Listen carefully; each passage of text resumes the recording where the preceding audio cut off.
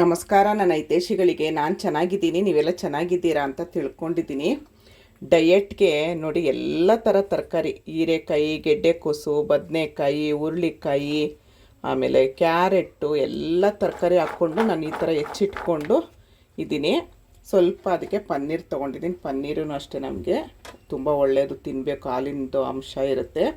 ಆಮೇಲೆ ಒಂದು ಅರ್ಧ ಈರುಳ್ಳಿ ಕಟ್ ಮಾಡಿ ಇಟ್ಕೊಂಡಿದ್ದೀನಿ, ಒಂದು ದಪ್ಪ ಮೆಣಸಿನ್ಕಾಯಿ ಕಟ್ಟಿಟ್ಕೊಂಡಿದ್ದೀನಿ, ಇದು ಒಗ್ಗರಣೆಗೆ.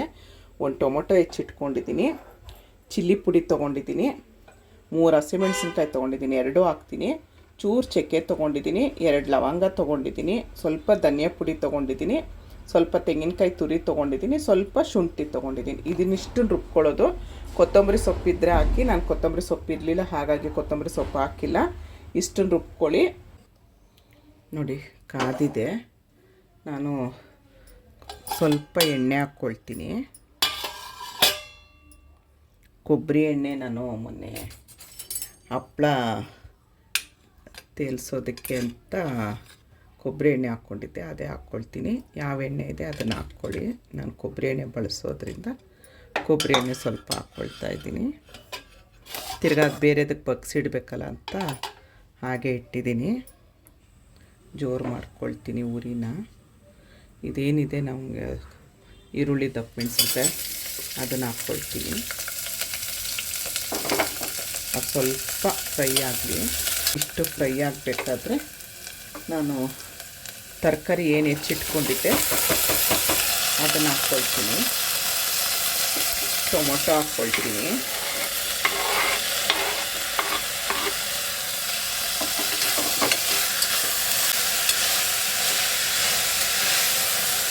ಸ್ವಲ್ಪ ಉಪ್ಪು ಹಾಕ್ಕೊಳ್ತೀನಿ, ಆಮೇಲೆ ನೋಡ್ಕೊಂಡು ಹಾಕ್ಕೊಳ್ಬೋದು.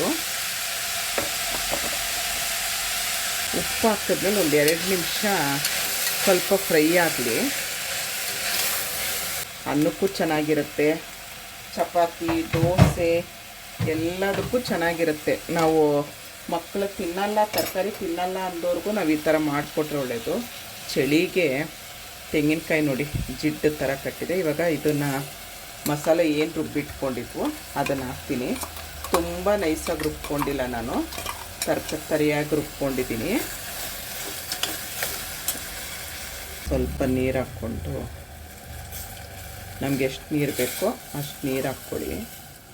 ಯಾಕಂದರೆ ನಾವು ಹೀರೆಕಾಯಿ ಎಲ್ಲ ಹಾಕಿರೋದ್ರಿಂದ ಸ್ವಲ್ಪ ನೀರು ಬಿಡುತ್ತೆ, ಗಟ್ಟಿ ಆಗಲ್ಲ.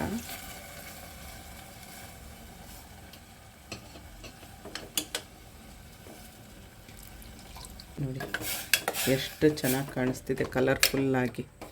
ಎಲ್ಲ ಥರ ತರಕಾರಿ ಹಾಕಿರೋದ್ರಿಂದ ಮಸಾಲೆ ನಾನು ತರಕಾರಿಯಾಗಿ ರುಬ್ಕೊಂಡಿದ್ದೀನಿ. ನೋಡಿ ಕಾಣಿಸುತ್ತೆ. ಈಗ ನೀವು ಉಪ್ಪೆಲ್ಲ ಸರಿ ಇದೆಯಾ ನೋಡಿ. ಇದು ಕುದಿಯೋ ಹಂತದಲ್ಲಿ ಸ್ವಲ್ಪ ಕಸೂರಿ ಮೆಥಿ ಹಾಕ್ಕೊಳ್ತೀನಿ ನಾನು. ಕಸೂರಿ ಮೆಥಿ ಹಾಕಿದ್ರೆ ಫ್ಲೇವರೇ ಚೆನ್ನಾಗಿರುತ್ತೆ. ಈಗ ನೋಡಿ ನಾನು ಇದನ್ನು ಹಾಕ್ಕೊಳ್ತೀನಿ, ಪನ್ನೀರು ಹಾಕ್ಕೊಂಡು ಒಂದು ಸರಿ ಮಿಕ್ಸ್ ಮಾಡೋಣ. ನೋಡಿ ಪನ್ನೀರ್ ಕಡಾಯೋ ಏನೋ ಒಂದು ಕಡಾಯಿ, ತುಂಬ ಅಂದರೆ ತುಂಬ ಚೆನ್ನಾಗಿರುತ್ತೆ. ಎಲ್ಲದಕ್ಕೂ ಆಗುತ್ತೆ. ನೋಡಿ ಕಲರ್ಫುಲ್ಲಾಗಿ ಕಾಣಿಸ್ತಾ ಇದೆ. ಈಗ ಇದನ್ನು ಒಂದು ಸ್ವಲ್ಪ ಕುದಿಯೋಕ್ಕೆ ಬಿಡಬೇಕು. ನಾನೇನು ಮಾಡ್ತೀನಿ, ಸ್ವಲ್ಪ ಮುಚ್ಚಿಟ್ಬಿಟ್ಟು ಪ್ರೆಷರ್ ಬರ್ತಾ ಇರುವಾಗ ಆಫ್ ಮಾಡಿಬಿಡ್ತೀನಿ ನಾನು.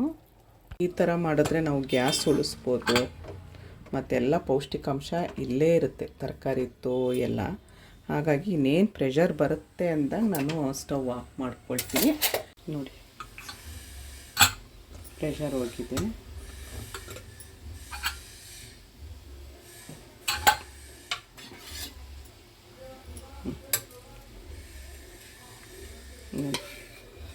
ಎಷ್ಟು ಹದವಾಗಿ ಎಷ್ಟು ಚೆನ್ನಾಗಿ ಬೆಂದಿದೆ ನೋಡಿ.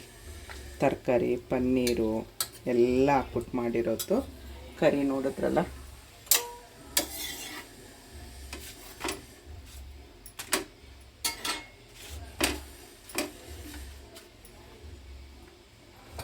ಬಿಸಿ ಬಿಸಿ ಮೇಥಿ ಪರೋಟ ಜೊತೆಲಿ ಪನ್ನೀರ್ ಕಡಾಯಿ ಅಂತ ಹೇಳ್ಬೋದು.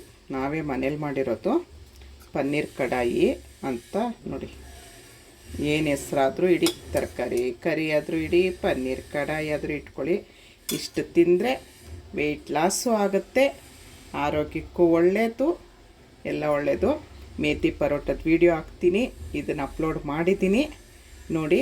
ಇಷ್ಟೊತ್ತು ಈ ವಿಡಿಯೋ ನೋಡಿದ್ರಿ, ಇಷ್ಟ ಆದರೆ ಒಂದು ಲೈಕ್ ಮಾಡಿ, ಶೇರ್ ಮಾಡಿ, ಕಮೆಂಟ್ ಮಾಡಿ. ಧನ್ಯವಾದಗಳು. ಜೈ ಶ್ರೀರಾಮ್.